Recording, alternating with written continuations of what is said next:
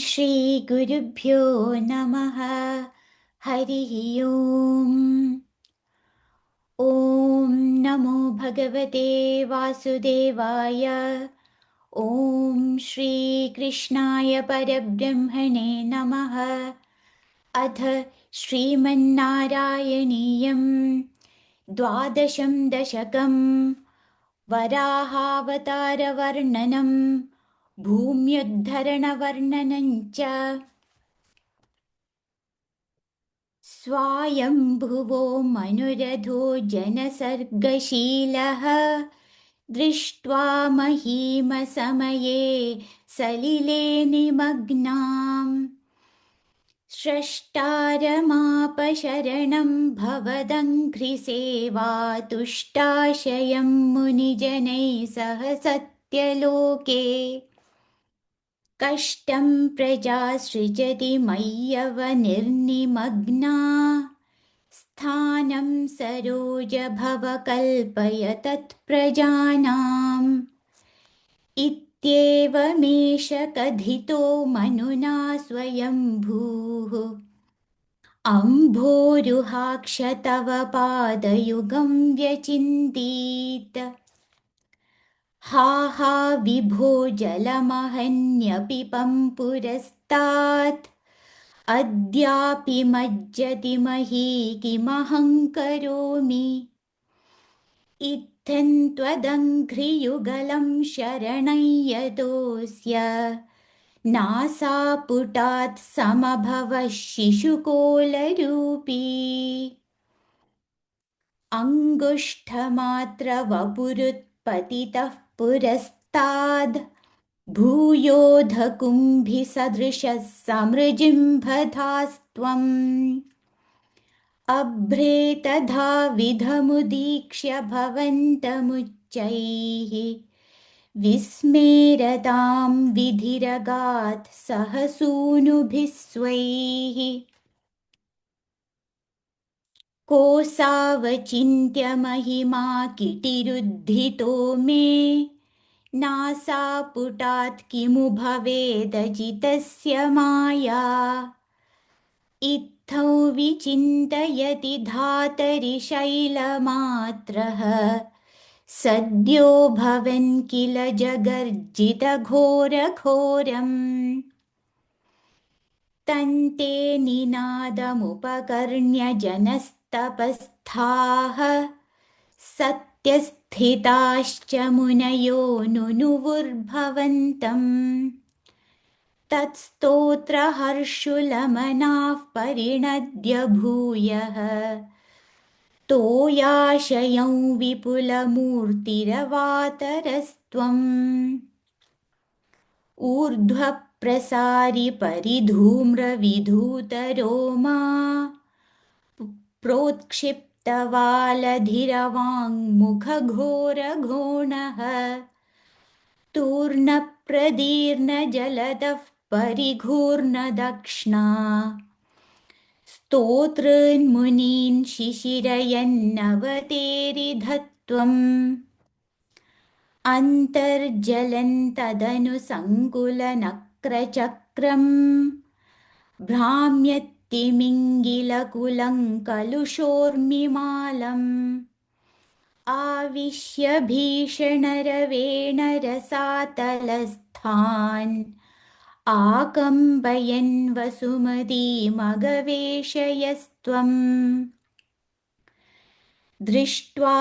दैत्यहतकेन रसातलान्ते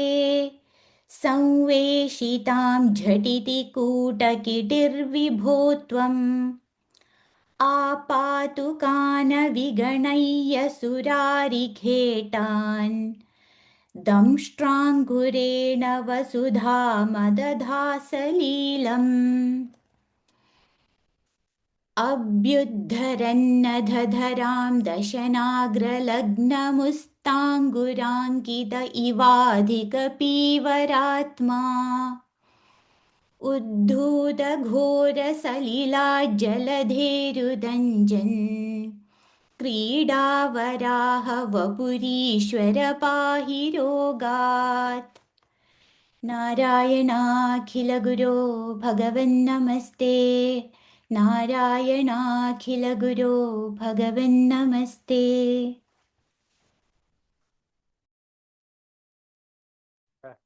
द्वादशं दशकं वाराहावतारवर्णनं भूम्युद्धरणवर्णनं च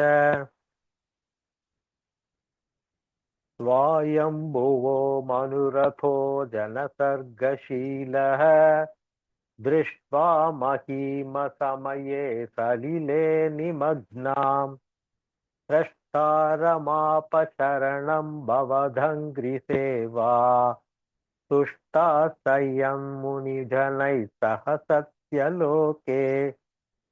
कष्टं प्रजा सृजति मय्यवनिर्निमग्ना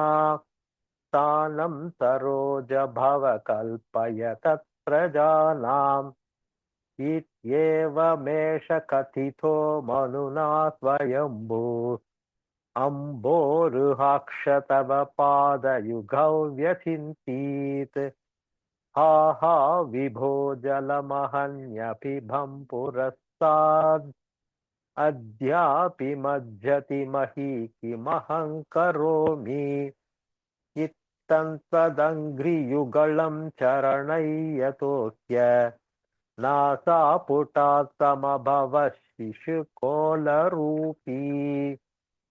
अङ्गुष्टमात्रवपुरुत्पतितः पुरस्ताद् भूयोऽथ कुम्भी सदृशस्तमजृम्भतास्त्वम् अभ्रेतताविदमुदीक्ष्य भवन्तमुच्चैः विस्मेरतां विधिग्रहात् सहसूनुभिः स्वैः कोऽथावचिन्त्य महिमा कितिरुत्थितो मे नासापुटात् किमु भवेदजितस्य माया चित्तौ विचिन्तयति धातरिशैलमात्रः सद्यो भवन् किल जगर्जितघोरघोरम् तन्ते निनादमुपकर्ण्य जनस्तपस्ताः सत्यस्थिताश्च मुनयो नुनुवुर्भवन्तम् तत्स्तोत्रहर्षुलमनाः परिणद्य भूयः सोयाशयौ विपुलमूर्तिरवातरस्त्वम् ऊर्ध्वप्रसारि परिधूम्र विधूतरोमा प्रोत्क्षिप्तवालधिरवाङ्मुखघोरघोणः चूर्णप्रदीर्णजलतः परिगूर्णदक्ष्णा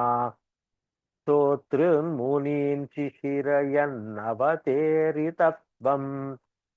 अन्तर्जलन्तदनुसङ्कुलनक्रचक्रम् भ्राम्यत्तिमिङ्गिलकुलं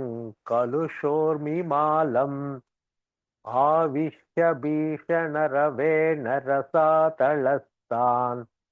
आकम्पयन् वसुमतीमगवेशयस्त्वम् दृष्ट्वाथ दैत्यहतकेन रसातलान्ते संवेशिताञ्जटितिकूट शिथिर्विभो त्वम् आपातुकानविगणय्यसुरारिखेटान् दंष्ट्राकुरेण वसुधा मदधास्तलीलम् अभ्युद्धरन्नतधरान् दशनाग्रलग्नमुत्थाङ्कुराङ्कित इवादिकपीवरात्मा उद्धूतघोरसलिला जलधेरुदञ्चन् क्रीडावराहवपुरीश्वरः पाहि रोगात् नारायणाखिल गुरो भगवन्नमस्ते नारायणाखिल गुरो भगवन्नमस्ते। अथ द्वादशं दशकं वराहावतारवर्णनं भूम्युद्धरणवर्णनं च स्वायम्भुवो मनुरतो जनसर्गशीलः दृष्ट्वा महीमसमये सलिले निमग्नाम् स्रष्टारमापशरणं भवदङ्घ्रिसेवा तुष्टाश्रयं मुनिजनैः सह सत्यलोके कष्टं प्रजा सृजति मय्यव निर्निमग्ना स्थानं सरोजभव कल्पय तत्प्रजानाम् इत्येवमेष कथितो मनुना स्वयंभूः अम्भोरुहाक्ष तव पादयुगौ व्यचिन्तीत्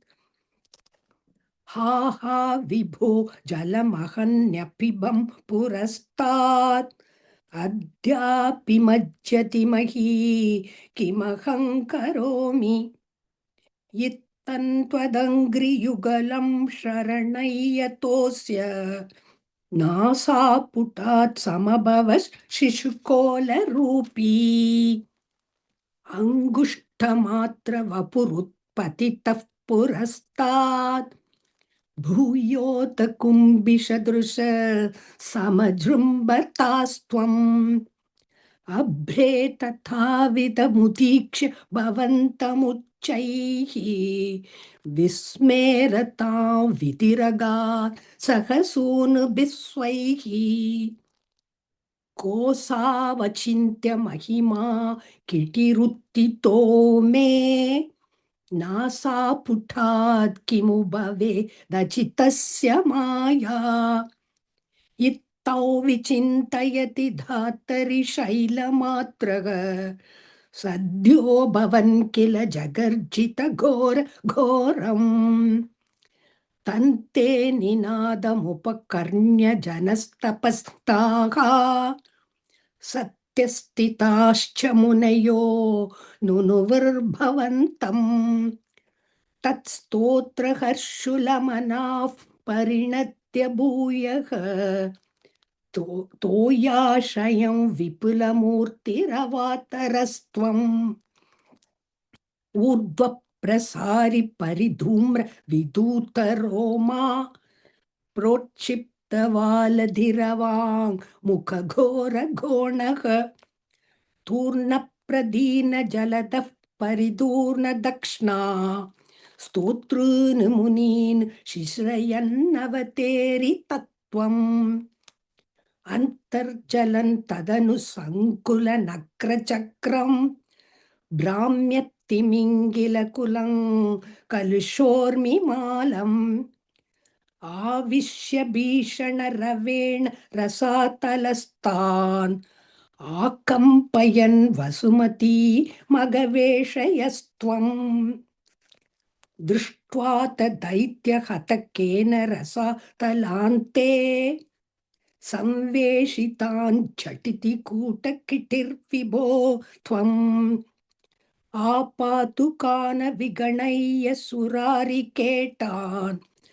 दंष्ट्राङ्कुरेण वसुधा मददाः सलीलम् अभ्युद्धरन्नतधरान् दशनाग्रलग्न मुस्ताङ्कुराङ्कित इवादि कपीवरात्मा उद्धूतघोरसलिला जलधेरुदञ्चन् क्रीडावराहवपुरीश्वर पाहि रोगात्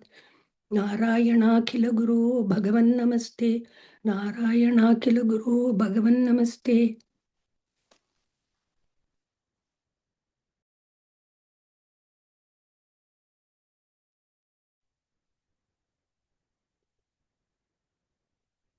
अथ द्वादशं दशकं वराहावतारवर्णनं भ्रूमुद्धरणवर्णनं च स्वायम्भुवो मनुरथो जनसर्गशीलः दृष्ट्वा महीमसमये सलिले निमग्नाम् स्रष्टारमापशरणं भवदङ्घ्रिसेवा तुष्टाशयं मुनिजनैः सह सत्यलोके कष्टं प्रजा सृजति मय्यव निर्निमग्नास्थानं सरोज भव कल्पय तत्प्रजानाम् इत्येवमेष कथितो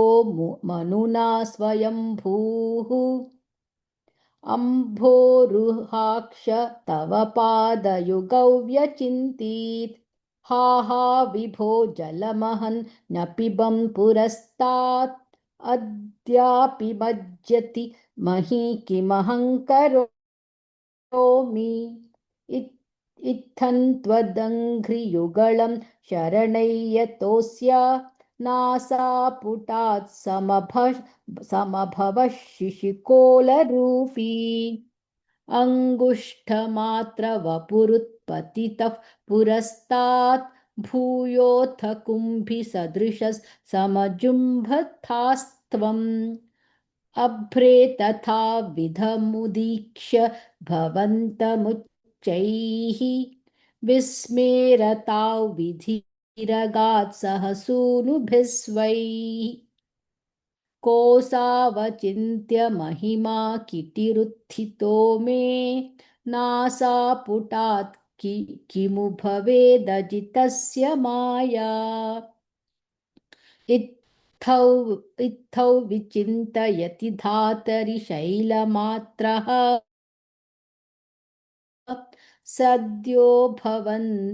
किल जगर्जितघोरघोरम् तन्ते निनादमुपकर्ण्य जनस्तपस्थाः सत्यस्थिताश्च मुनयो नुनुवुर्भवन्तम् तत्स्तोत्रहर्षुलमनाः परिणद्य भूयः तोयाशयौ विपुलमूर्तिरवातरस्त्वम् ऊर्ध्वप्रसारि परिघूर्णविधूतरोमा प्रोक्षिप्तवालधिरवाङ्मुख घोरघोर्णः तूर्णप्रदीनजलदः परिघूर्णदक्ष्णा स्तोतॄन्मुनीन् शिशिरयन्नवतेरिथत्वम् अन्तर्जलन्तदनु सङ्कुलनक्रचक्रं भ्राम्यत्तिमिङ्गिलकुलङ्कुलशोर्मिमालम् आविश्य भीषणरवेण रसातलस्थान् आकम्पयन् वसुमतीमगवेश यस्त्वम् दृष्ट्वाथ दैत्यहतकेन रसातलान्ते सौवेशिताञ्झटिति कूटकिटीर्विभो त्वम् आपातु कान विगणय्य सुरारिखेटान् दंष्ट्राङ्कुरेण वसुधामदधासलीलम् अभ्युद्धरन्नथ धरान् दशनाग्रमग्नामुस्ताङ्कुराङ्कित इवाधिकपीवरात्मा उद्धूतघोरसलिलाज्जलधेरुदञ्चन् क्रीडावराहवपुरीश्वर पाहि रोगात्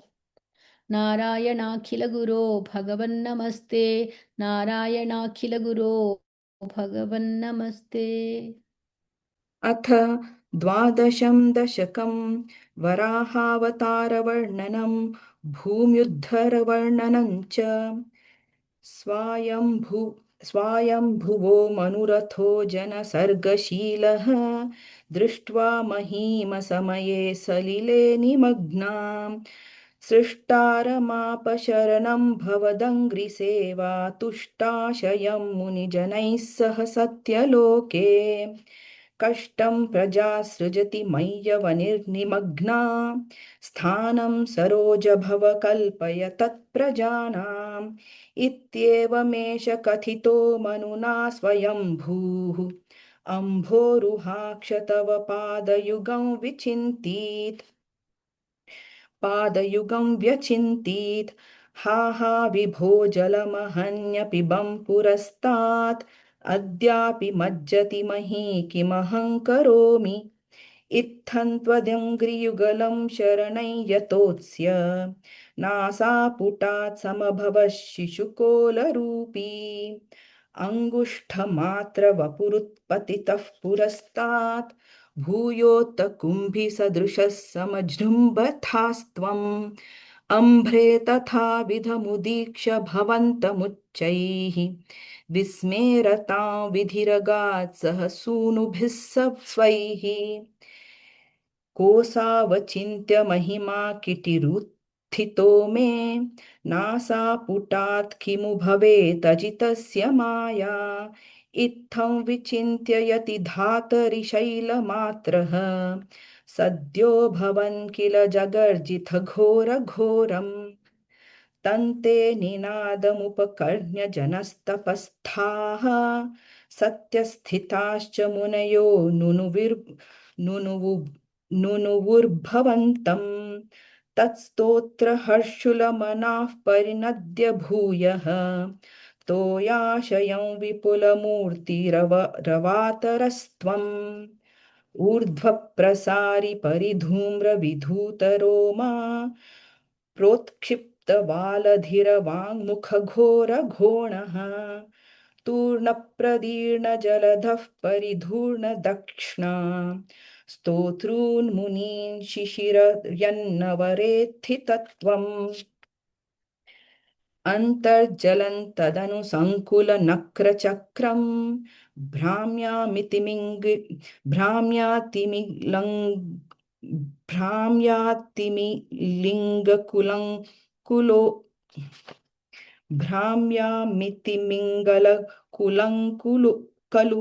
कलुषोर्मिमालम् आविश्य भीषणरवेन रसातलस्थान् आकम्पयन् वसुमतीमगवेशयस्त्वम्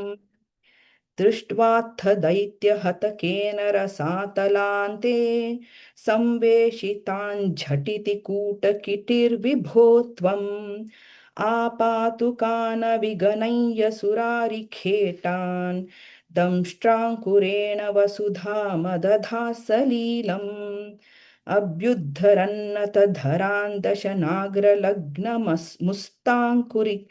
मुस्ताङ्कुराङ्कित इवाधिकपीवरात्मा